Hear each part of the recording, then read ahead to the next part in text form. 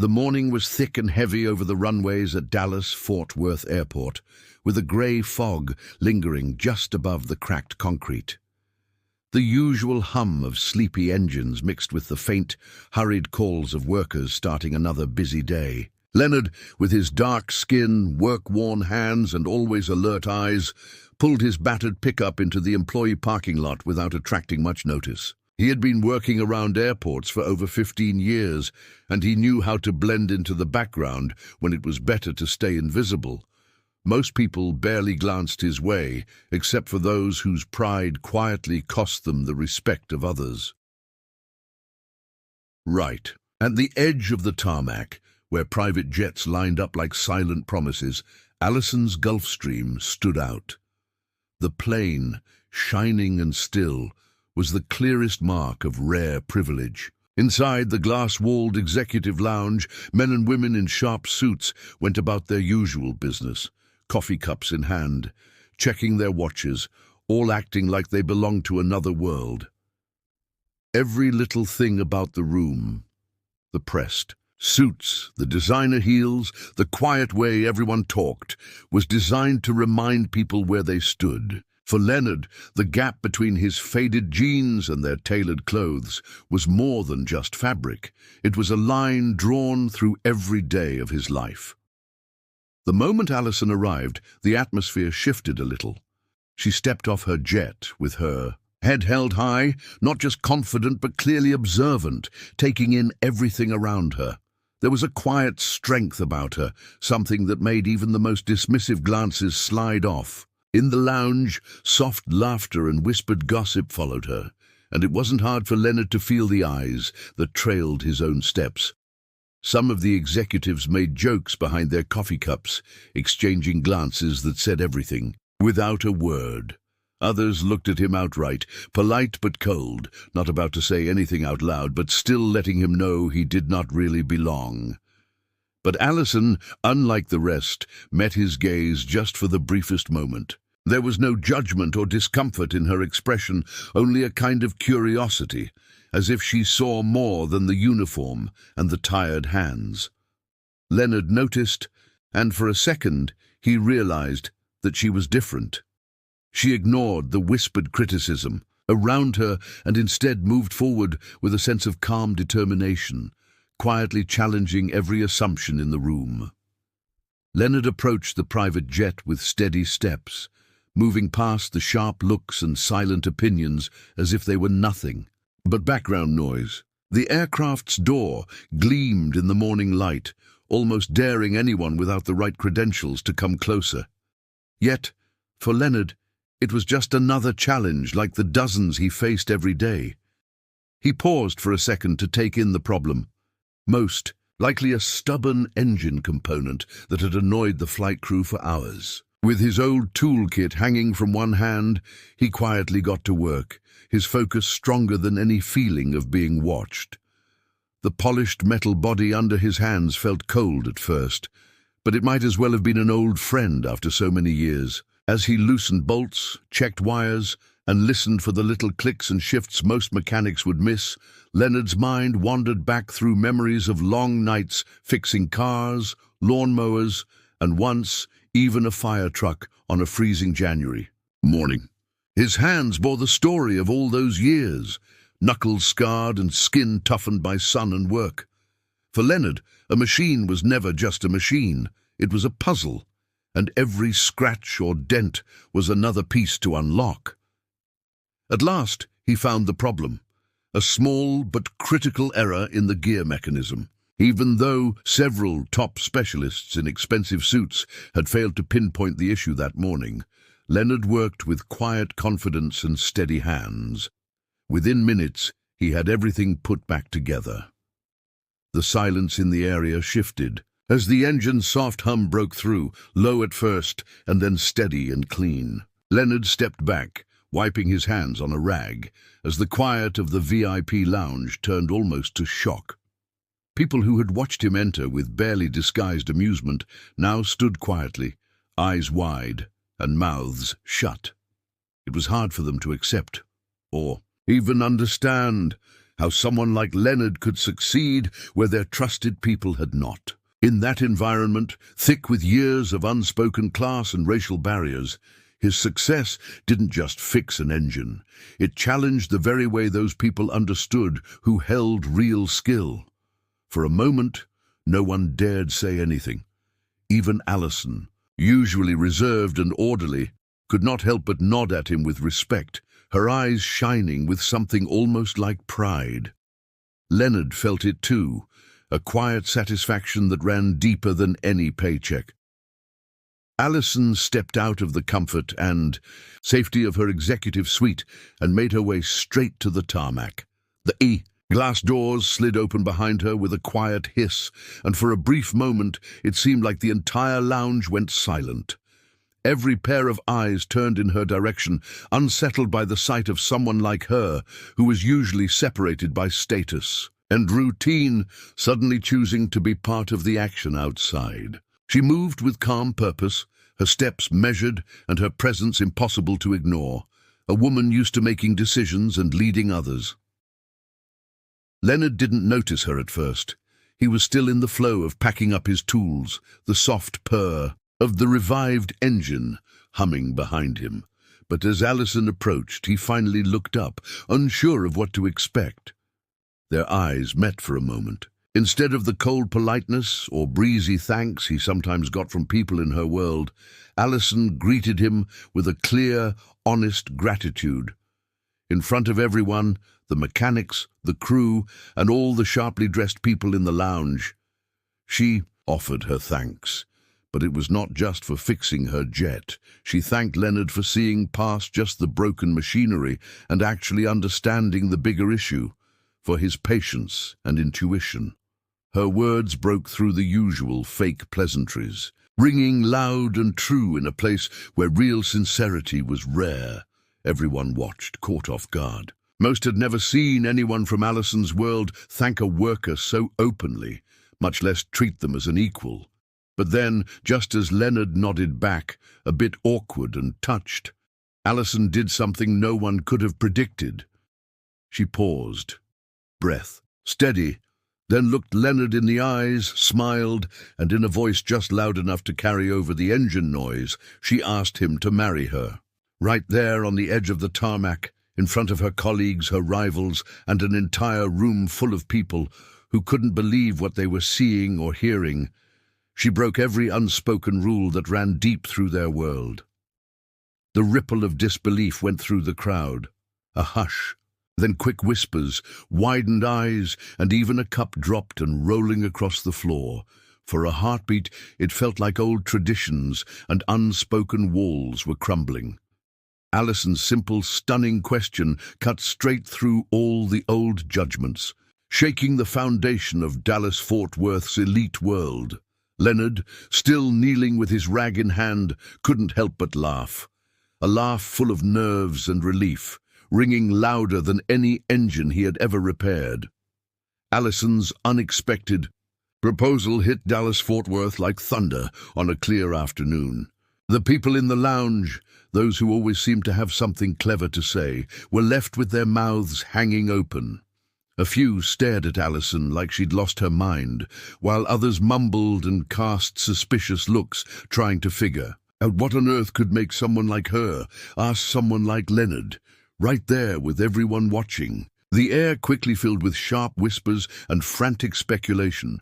Some said it was a stunt, a strange act of rebellion against her well-to-do family, or maybe just a fleeting whim.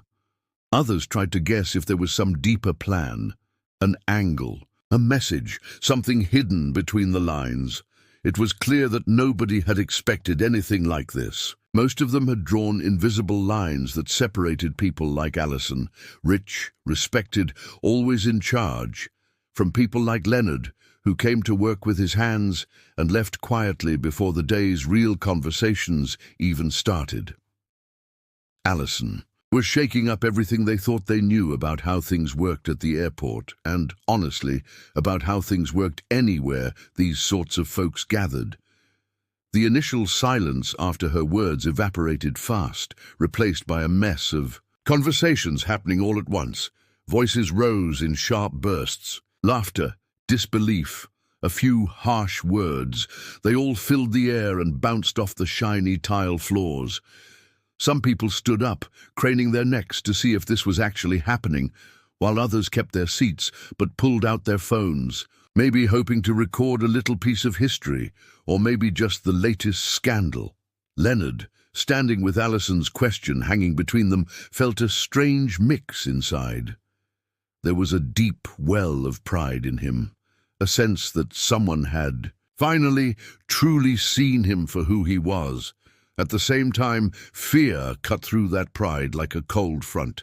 Could Alison's honesty really push back against the old habits and open prejudice that still shaped their world? Leonard had gotten used to building walls around himself, quiet, low walls that kept out disappointment and insult. Now, with everyone's gaze pressing on him and Alison's resolve shining in the open, a part of him wondered if this was finally the moment when those walls would come down, not just for him, but for everyone watching. The news traveled fast, leaping from hushed whispers in the airport lounge to echo down the sleek glass corridors of Skylink's Enterprises. Before the end of the afternoon, word of Alison's public proposal had already settled in the corner offices, landing right on the desk of Richard, the cold-eyed chief operating officer. To Richard, everything new was a potential threat, and this twist, a relationship, crossing lines he considered fixed and untouchable, felt like a direct assault on the unwritten rules that kept his power safe. What rattled him most wasn't just the public nature of the moment, but the thought that if someone as visible as Alison could upend tradition, maybe his own carefully guarded world wasn't as secure as he'd always thought. Without fuss or official memos, Richard gathered his inner circle. There were no long meetings, just a few words spoken in private, shared in passing during coffee breaks, by the elevators, or at quiet tables in the executive dining room. Strategies grew in the shadows. The goal was simple: surround Leonard and Alison with such intense scrutiny and constant coldness that even their genuine happiness would seem out of place. Richard moved people and opportunities like chess pieces, quietly spreading the message that Alison and Leonard had broken. More than just social custom, they had made themselves a problem, and problems needed to be handled. It didn't take long for other executives to distance themselves, letting the couple's names become the center of tense, careful conversations. Meanwhile, word of the proposal made its way to Leonard's neighborhood in southern Dallas, carried by cousins, old friends, and even the local barber, who always seemed to know everything first. The mood there was complicated. Everyone had their own memories of Leonard. His easy smile, the way he fixed Miss Wright's car for free one Christmas, or how he'd won the community bowling tournament 3 years running. There was pride. Sure, one of their own was being seen and chosen by someone from a world so different, but beneath that real worry, people here knew the price of walking into the spotlight. Suddenly, what should have been love became a test for the rest of them, watched by strangers who barely bothered to hide their judgment. It didn't take long for ugly words to fly, both to Leonard's face and behind his back, insinuations and mean jokes that picked at old scars. But there were quiet, stubborn signs of solidarity too. A nod at the convenience store, casseroles left on his doorstep, and whispered reminders that he wasn't alone in this fight. Janet, Alison's godmother and closest friend, suddenly became one of the most important people in the whole unfolding story. She had never really liked the spotlight, but over the years, life's twists had given her a kind of quiet strength that everyone around her respected. Janet had her own history of tough choices, some that cost her friends, others that made her stronger. But when she saw what was happening to Alison and Leonard, old regrets bubbled up. There was something about Leonard's courage and Alison's decision to stand by him despite all the noise that moved Janet in a way she had not expected. She decided, without telling anyone, that she would do everything in her power to support the couple. She started in small ways, pulling Alison aside after one especially harsh board meeting for a few quiet words, bringing lunch to Leonard when she saw how isolated he was at work, or simply checking in with a text to remind them they were not alone. Janet's presence became a kind of lifeline. She would host small gatherings at her home, a safe place where Alison and Leonard could laugh, blow off steam, and remember that not everyone around them wanted to see them fail. But Janet's help went far beyond simple affection. She was smart and careful, weaving her support into everyday office gossip or redirecting Richard's more nasty rumors before they reached the wrong ears. At luncheons with the Skylinks board or city charity events, Janet used her social standing to send a clear message. She was on their side, and anyone thinking of making trouble for the couple would have to go through her. That unspoken warning made more difference than wild arguments ever could. When Alison had doubts after reading cruel headlines or catching whispers in the elevator, Janet was right there with a story from her own life, a lesson about facing down people who think they own the rules, or a reminder that every pushback was proof that change was possible. Leonard, who had never asked for much, found himself leaning on Janet's support more than he ever thought he would. As the weeks passed, her care shifted the balance. Even while Richard and his circle kept at their efforts, Janet made sure Alison and Leonard always had somewhere to turn, something to smile about, and a reason to believe that their love was worth the fight. The first real crisis came out of nowhere one chilly Friday morning. One of those flashy gossip websites plastered Leonard's old photos all over their front page. They dug up pictures from his earlier days, when he worked nights in small repair shops scattered around southern Dallas, covered in grease and sweat, fixing anything with a motor for just enough to pay the rent. The article wasn't just invasive, it was downright mean. The writer tossed around coded language and unfriendly jokes about Leonard's background, calling Alison's public engagement nothing more than a wild phase, or, as they put it, an exotic experiment. Not only did it try to undermine Leonard's skills and hard work, but the piece went for the lowest blows, using his skin color and humble beginnings as comedy. Alison was furious when she saw it, but Leonard just shook his head. He had dealt with this kind of thing before, after all. Still, the way that old pain was dragged onto such a big stage cut deep. For a moment, it seemed like all the progress he and Alison had made was about to fall apart under the weight of old prejudice dressed up as news. Alison got calls from board members telling her to ignore the story, but Janet wasn't having that at all. She went straight to her network and rallied support, making sure those who mattered most remembered just how hard Leonard had worked and what the real story was. The neighborhood around Leonard reacted fast too. Folks who remembered those early days, those who had once helped him scrape together enough for a toolbox, who had seen him outside the corner store at dawn, waiting for buses to the airport, decided they had something to say. Instead of letting shame or gossip win, a handful of neighborhood leaders organized a block party at Keast Park that weekend, celebrating Leonard's journey. Flyers went up on telephone poles and photos from the good moments were posted online, showing him laughing with neighbors, helping at church events, and teaching kids how to fix bikes. By Sunday afternoon, the event had gone viral, with hundreds of Dallas locals sharing their own stories about Leonard, their jokes, their memories, their pride. People from outside the community sent messages of support. Even some reporters started calling to ask about the real Leonard. Suddenly, what started as an attack turned into a huge show of solidarity, shining a light on Leonard as a symbol of perseverance and giving everyone a little more hope that the old prejudices were not unbeatable after all. Feeling the tide might be turning against him, Richard stepped up his tactics. He came up with a plan that was sneakier than anything so far. This time, instead of stirring up office gossip or pushing people to socially freeze out Leonard and Alison, he decided to attack Leonard's honesty. Richard quietly leaked a fake, internal memo suggesting that Leonard, sometime in the past, had tried to sue Skylinks Enterprises for racism.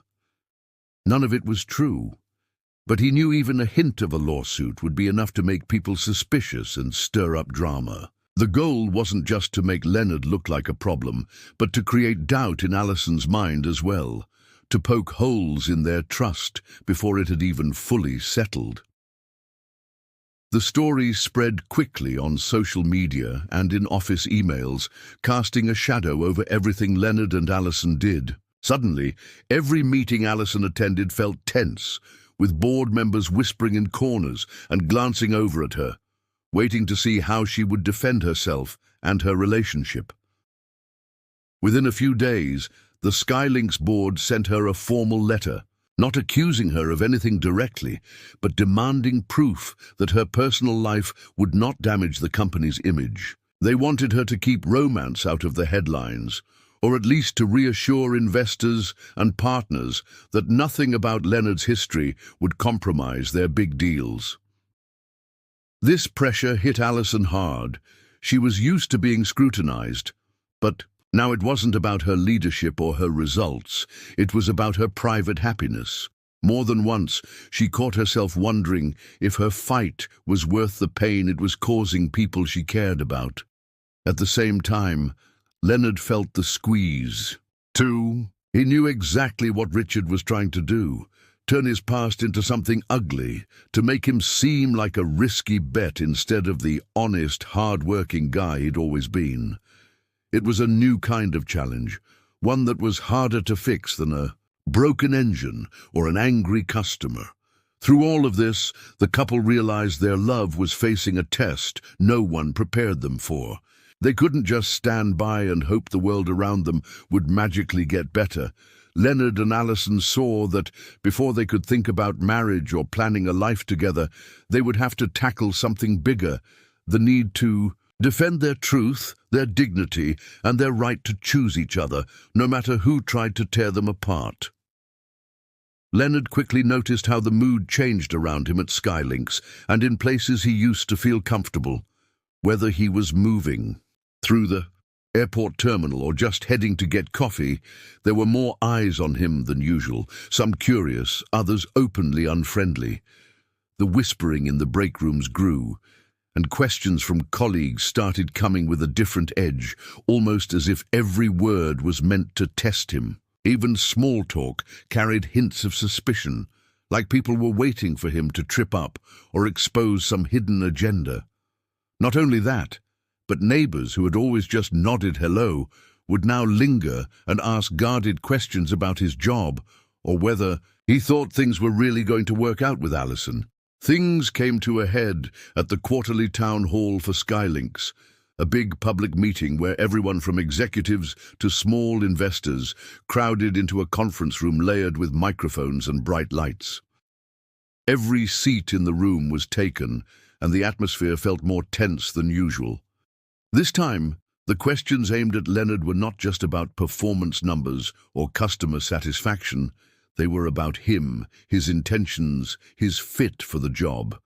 A shareholder stood up and, instead of talking business, asked if Leonard was the right image for a modern multinational company. Others dropped sly hints that maybe Alison's feelings were just a phase, or that Leonard was only standing out because of the headlines and not his real abilities.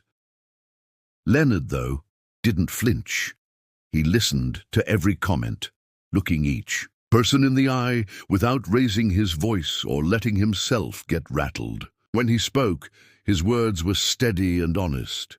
He talked about his work, about the journey from fixing worn-out machines to helping keep a massive airport operation running, and about how nothing he'd done was to prove anything to anyone except himself and the people who depended on his efforts. He made sure to emphasize that the trust between him and Alison was not for show or born from excitement, but came from facing hard times side by side.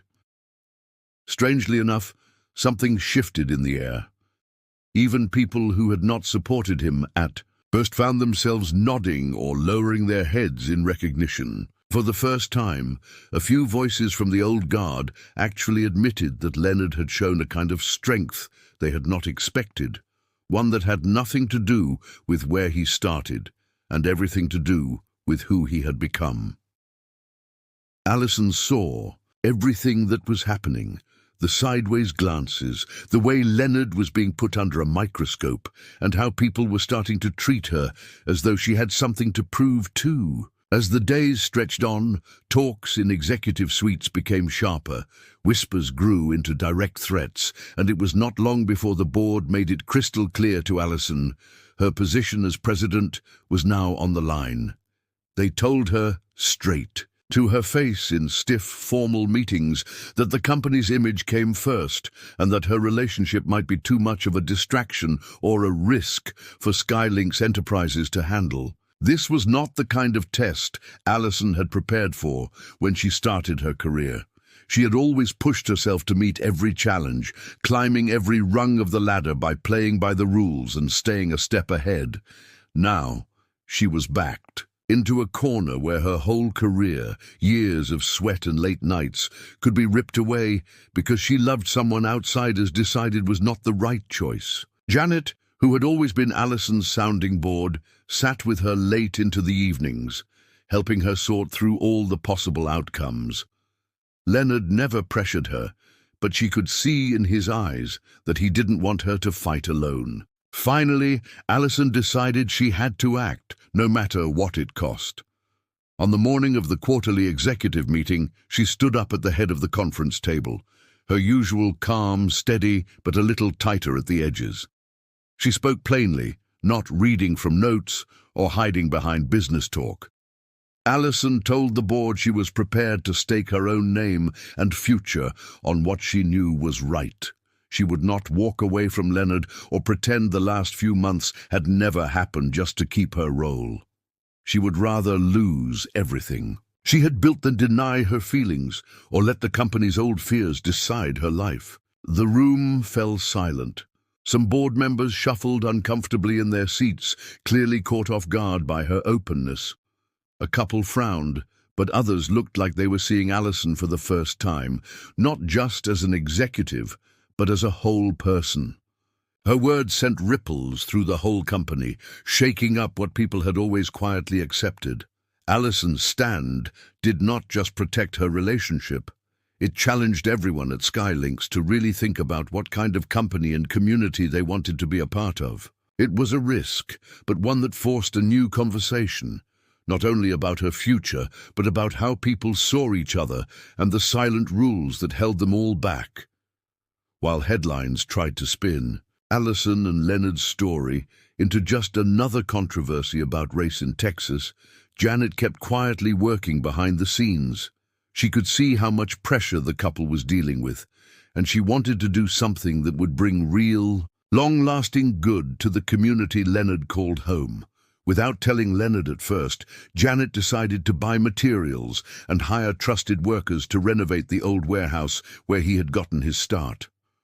The place had seen better days, but to Leonard, it was where he learned most of what he knew about engines, second chances, and never giving up. Janet figured turning the old hangar into something useful would send a message that went deeper than any newspaper headline. Within a few months, the dusty buildings started to change. She brought in local artists to paint the inside, set up sturdy workstations, and ordered toolkits for every new student. When Janet finally let Leonard in on the secret, he was stunned, honestly speechless for one of the few times in his life. She told him she wanted to give kids from South Dallas, who hardly ever got a real shot at hands-on training or believing that their skills mattered, a place to learn. He would be in charge, but she would handle the money and paperwork in the background. Leonard, always more comfortable with action than speeches, quickly said yes. Word traveled fast about the new school. Every weekend, a group of teenagers and young adults started gathering at the warehouse, drawn in by the noise of power tools and music blasting stronger than any classroom bell. Leonard taught the basics: how to use a wrench, how to fix a busted radiator, and why it mattered to show up and try, even when things looked tough. The hangar filled up with laughter, energy, and the kind of hope that comes from doing real things with your own hands. Janet, usually so quiet, slipped in and out, making sure there were enough snacks, books, and extra gloves for everyone. The new workshop became more than just a place to learn about engines. It turned into a living symbol of what Leonard and Allison were fighting for: opportunity, dignity, and the belief that you do not have to apologize for where you started. Every bolt tightened by those new students was a little victory, a sign that real change happens when people get to work, not just when a speech or an article tells them what is possible. In that hangar, dreams left on the sidelines started to look like plans worth chasing. With the hangar thriving, the mood in the South Dallas neighborhood was already starting to shift. It was during one of those busy weekends, when the sense of change was just beginning to settle in, that something unexpected happened at the annual Keast Park block party. There were food trucks, games, and music echoing through the park. Everyone seemed eager to take a break from the drama of the past few months. Leonard was there too, chatting with neighbors and checking in on a couple of students who had been helping set up tables since early morning. He tried to keep a low profile, but it was clear people saw him as more than just another face in the crowd. All of a sudden, someone brought over a young boy who was standing beside his busted, crooked bike, clearly on the verge of tears. The chain was hopelessly jammed, and both tires looked nearly flat. Without a second thought, Leonard knelt right down beside the kid, rolled up his sleeves, and got to work. The moment was totally spontaneous. No camera crews, no speeches. Just Leonard calmly showing the boy how to fix the chain and pump up the tires, walking him step by step through the tools and what each bit did. Other kids soon gathered around, curious at first, and then quietly cheering when the bike was fixed. Someone in the crowd, quick with their phone, caught the whole thing on video. By evening, clips had started to spread across social media. Tweets and videos painted Leonard in a new light, showing him not as a symbol in a company scandal or a subject of racially charged stories, but as a regular guy helping a neighborhood kid. Comments poured in, most of them filled with gratitude and warmth, and the story took on a life of its own. People started forwarding the images, not just across Dallas, but throughout Texas, and before long, the internet chatter shifted away from complaints and accusations. The whole episode turned the public conversation on its head. Headlines that once highlighted division and suspicion were now running stories about local heroes and the small acts of kindness that make a difference. Even some folks who had been the loudest critics found themselves thinking twice, admitting in online posts or quiet chats that maybe they had been too quick to judge. Leonard's easy, genuine gesture cut right through the noise, showing that sometimes the simplest acts say more than any argument. In that moment, the truth of Leonard's character finally stood out, breaking through all the old walls and giving the community something real to hold on to. Despite everything that had shifted in public perception, Richard was not about to let go of his ambitions. While most people at Skylinks and around Dallas were busy talking about Leonard's spontaneous act with the kid's bicycle, Richard was working behind closed doors. He started calling up old contacts from other states and whispering about a new era for the company, one that would leave all controversy behind. He pitched the idea of a merger, except not the friendly kind. It was a hostile takeover, aimed straight at pushing Allison out of her role as president. Richard cultivated doubts in investors, hinting at massive payoffs and stability if only they would support his plan to clean house and leave behind what he called unnecessary drama. He did not stop there. Richard found ways to manipulate reports and pushed rumors about Allison's leadership, painting her as a liability rather than an asset. Behind the scenes, he even tried to leverage private information against a few board members, using bits of gossip and minor mistakes as tools to get them on his side. The promise he repeated was always the same.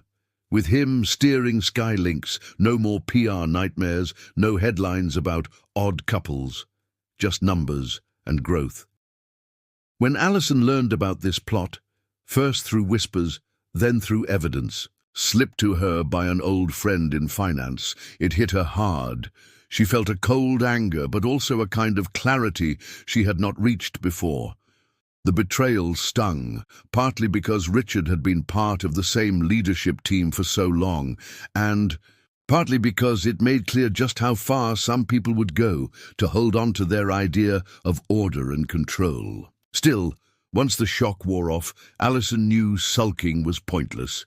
She met with Leonard at the hangar late at night with city lights flickering in the distance and told him everything. Instead of backing down, the two of them started sketching out new priorities. If fighting for who they were meant watching the company slip through their fingers, then so be it. Alison realized she did not want to rule a company built on fear or exclusion anyway. With Leonard's support, she found new energy, channeling her focus into the future they could create together.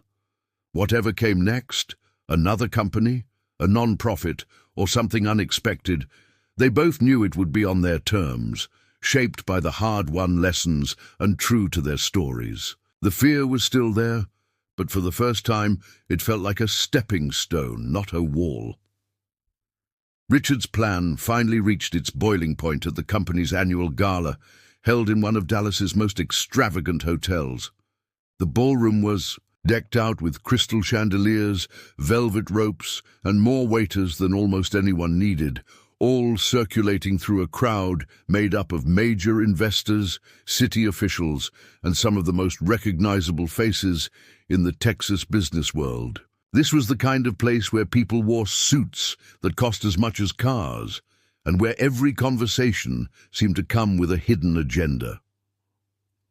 As the night went on, Leonard walked into the crowd beside Alison, doing his best to blend in, even though he always felt slightly out of place at these big events. At first the smiles were polite, but as the drinks flowed, voices got louder, and a group gathered near the long tables at the edge of the dance floor started tossing out backhanded comments. A couple of men in expensive jackets started cracking jokes about Leonard's background, throwing in small-town clichés and acting like his relationship with Alison was just a phase or some wild rebellion. People nearby fell silent, not sure how to respond. Some tried to laugh it off, pretending nothing was wrong, but the tension filled every corner of the room. Leonard stood there, caught between anger and humiliation, and for a brief moment it felt as though all the old barriers had slammed back into place. It was the sort of public shaming designed to remind everyone exactly who was supposed to belong. Before the moment could drag on any further, Alison stepped forward, her voice echoing across the hall louder than the chatter had ever been. She told the crowd in no uncertain terms that respect was not a privilege for a select few or a reward for staying quiet. It was non-negotiable. She stood by Leonard without flinching, making it clear that the old divisions and closed doors of Skylinks would not define the company's future, no matter what history said. Then, without a hint of regret, Alison announced for everyone to hear that she and Leonard were finished tolerating outdated traditions, even if it meant leaving the comfort and security of what they had built. The room went quiet, not with awkwardness, but with a kind of shock that bordered on hope, people realizing that a different story could really start, right there in that ballroom. Eyes met across the crowd with curiosity and respect, and as Alison finished, something shifted. People began to clap, not everyone, but enough to fill the room with a wave of support that made it clear change was not just needed. It was happening. After that unforgettable night at the hotel, Alison knew there was no turning back. The entire city seemed to talk about her speech and the way she stood with Leonard. Reporters camped outside their building, board members sent nervous emails, and some investors tried to pressure her into making a quiet apology. But Allison didn't waver. Within a week, she called a press conference outside the old hangar, now a beacon of hope in South Dallas.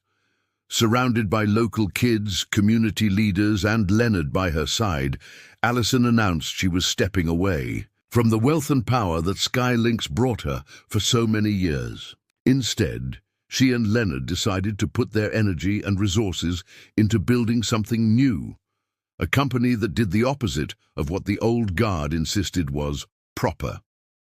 She made her intentions clear. This new venture would not carry forward any of the baggage or secrets of the past.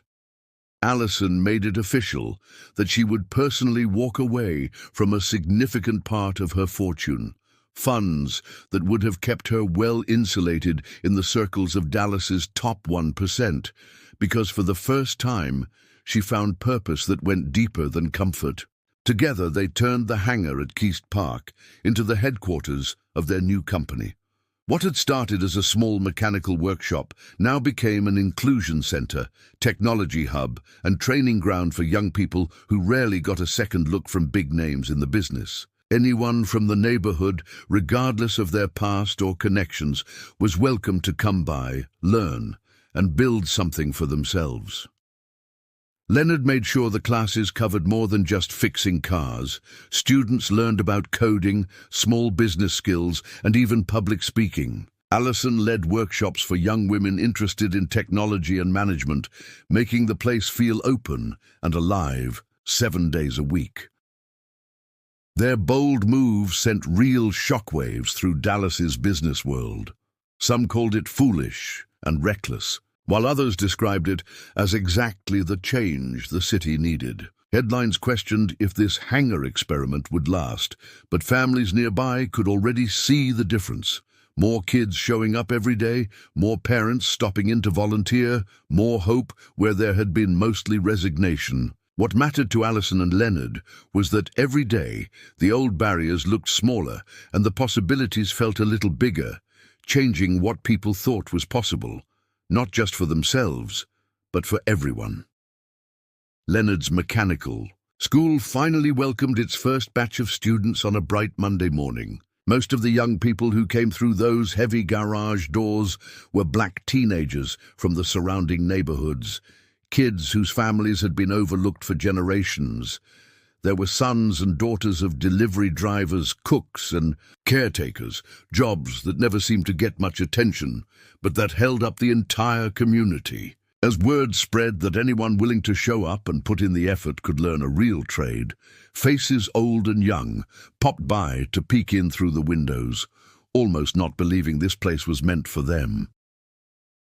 There was something different in the air that day. Leonard moved between workbenches, handing out greasy gloves and explaining the basics of engine parts in a way that made even the complicated stuff seem possible. Allison lingered nearby, chatting with parents who had tears in their eyes. For many, it was the first time they saw their kids in a place built just for their growth, not as an afterthought or a token gesture. A couple of grandparents even brought home-cooked food for everyone, beaming as they watched their grandkids pick up wrenches and learn new words alongside new friends. Whenever a student managed to get an old engine roaring again, everyone in the building cheered. Every small win, fixing a bicycle wheel, assembling a toolbox, passing a safety test, became a moment worth celebrating. No one was competing. Instead, each achievement felt like a medal earned by the whole crew. Even folks who never thought they had a shot, like Mia, who had been told she would never be good with her hands, or Jalen, who almost skipped out on his first day because he was too nervous, found themselves smiling with pride as Leonard and Allison celebrated their progress.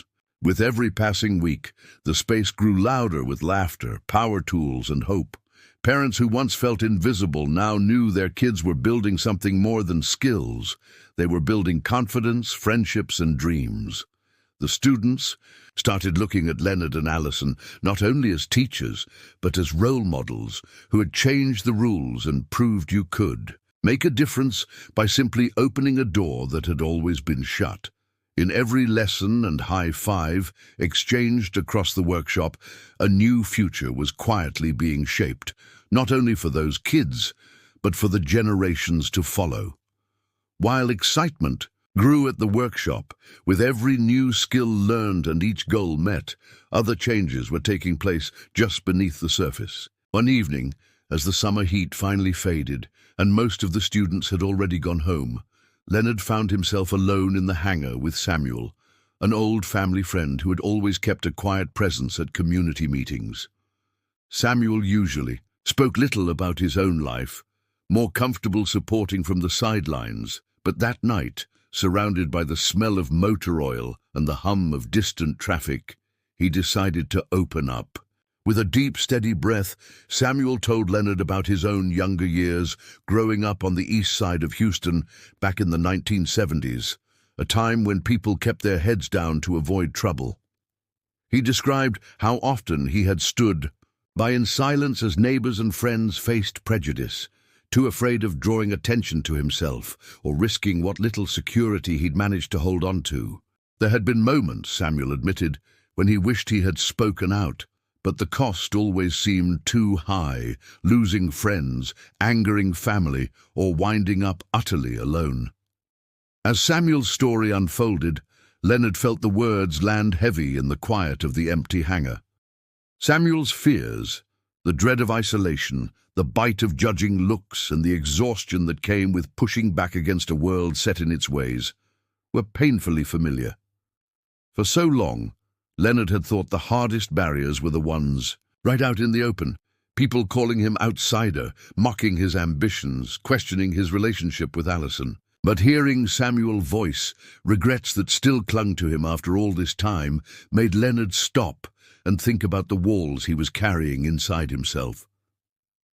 Long after Samuel went home, Leonard sat on a battered workbench, replaying the conversation in his mind. He realized that to really build the kind of life he wanted with Allison, to stay strong together, to break old cycles for good, he had to keep fighting not just outside expectations, but his own fears and doubts too. The hangar felt different that evening, quieter but somehow full of promise. Leonard knew that if he wanted true freedom, he had to challenge the inner voices telling him he could never fully belong, because only by facing those could he help shape an honest new beginning with Allison and everyone else they hoped to lift up. As time moved on, Leonard and Allison's relationship deepened in ways neither of them had expected back when they first crossed paths in Dallas's busy business circles.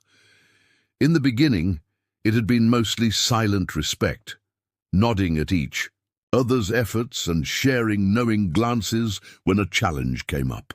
But facing the constant judgment and the fallout from Allison's public stand forced them to trust one another, not just as partners in a project, but as partners in life. Every disagreement with board members, every snide comment from people who doubted them, and every long evening spent sorting out new ideas together put that trust to the test. Instead of pushing them apart, those hard moments made them stronger, more open to each other's fears and dreams. There was a certain relief in finally sharing the weight of their journey with someone who truly understood. The more they built together, the school, the programs, the growing community, the more the past seemed to lose its hold. Leonard's old scars, the memories of being dismissed or feeling out of place, did not disappear. Instead, they became almost like medals, proof of the hurdles he had leapt and the resilience he could offer others. For Leonard, showing vulnerability was no longer something to hide away. It was part of what made him strong in the eyes of the students and neighbors who looked up to him. As for Allison, she transformed in her own way. There was a time when she was terrified of losing the world she had always known. The security, the predictable routines, the space at the top of Dallas's business hierarchy. But choosing a new path, carving out an identity that was true to herself and not just to others' standards, brought a peace she had never imagined.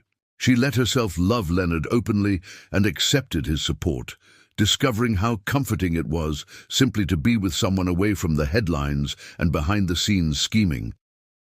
Their new rhythm, mornings filled with laughter over simple breakfasts, evenings working late side by side, became a real shelter.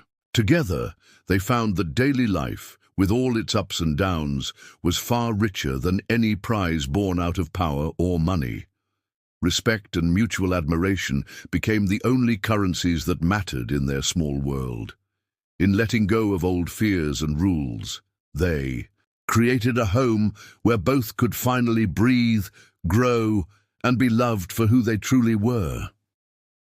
As the months of hard work and change passed, the atmosphere around the old hangar at Keast Park shifted from tense to joyful. People used to drop by, in pairs or threesomes, just to see how things were coming along. But now it felt like half of Dallas had found a reason to get involved.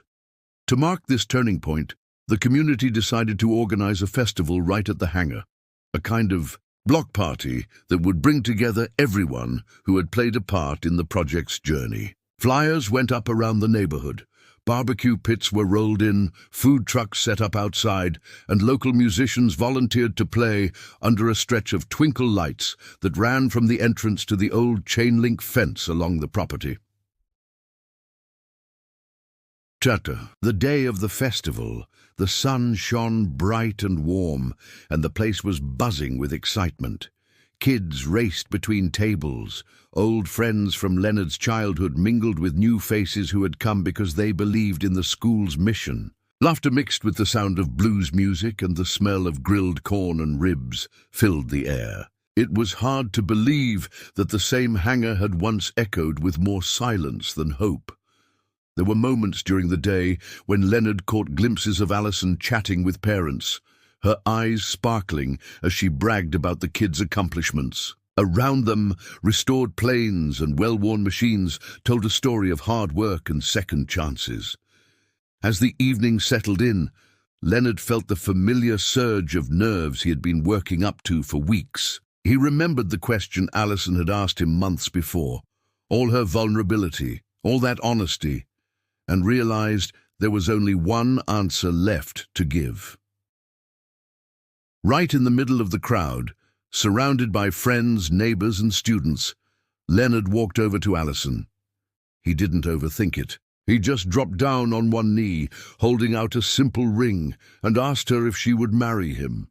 The crowd suddenly went quiet, the music trailing off. Allison's eyes filled with tears, not from surprise, but because she finally felt the truth of everything they had survived and built together. For her, this wasn't a shock or a grand gesture for the show. It was just a natural next step, one grounded in all the little acts of kindness and partnership that had carried them through. Their kiss sealed the moment, and as cheers broke out, it seemed like the entire community shared in that promise. For everyone there, the proposal was more than just romantic. It was a sign that hope and transformation sometimes show up right in your own backyard. A few months slipped by after the festival, each day bringing a fresh mix of small triumphs and new ideas at the hangar. The mechanical school was in full swing. The neighborhood buzzed with stories of what could be, and everywhere Leonard and Allison turned, they found support that felt deeper than anything either of them had known before. When it came time to plan their wedding, there was never a question of doing anything flashy or keeping up with Dallas's society events. They wanted something that would fit their new life, a celebration that felt honest. They chose a spot, not far from the city, out on a gentle hill where they used to go when they needed to clear their heads. It was a quiet place most days, except for the handful of old restored engines parked nearby, reminders of how far everything had come since the project began. On the evening of their wedding, the sky was painted with streaks of orange and pink, the sun slowly dipping behind the city skyline. Friends, family, and everyone from the school gathered, all dressed just as they were. some still in work boots, others in Sunday best, every person smiling as if sharing a secret. There were long tables with simple food and a few homemade cakes. Leonard and Allison stood together, hands joined, making promises under the wide Texas sky, while the sound of laughter and the click of camera phones drifted on the breeze. They did not need to read vows to convince anyone that what they shared was real. The years of standing up for each other, the late-night talks, and all the unspoken kindness showed in how they looked at one another. This wedding was not about proving something to anyone or checking off expectations. It was simply the start of a new chapter where they could bring all their hard-won lessons with them, an identity shaped by truth instead of tradition, pride without arrogance, and mutual respect above all. When finally they both said, "I do," surrounded by the people who had helped lift them up, there was a feeling that something had truly shifted. Now the hangar at Keast Park was no longer remembered as a place closed to outsiders or haunted by old divisions. Instead, it lived on as a beacon of possibility and belonging. Leonard and Allison's journey had become proof for everyone watching that victory was not about meeting someone else's standards, but about redefining your own with hope, love, and an open door for those still dreaming.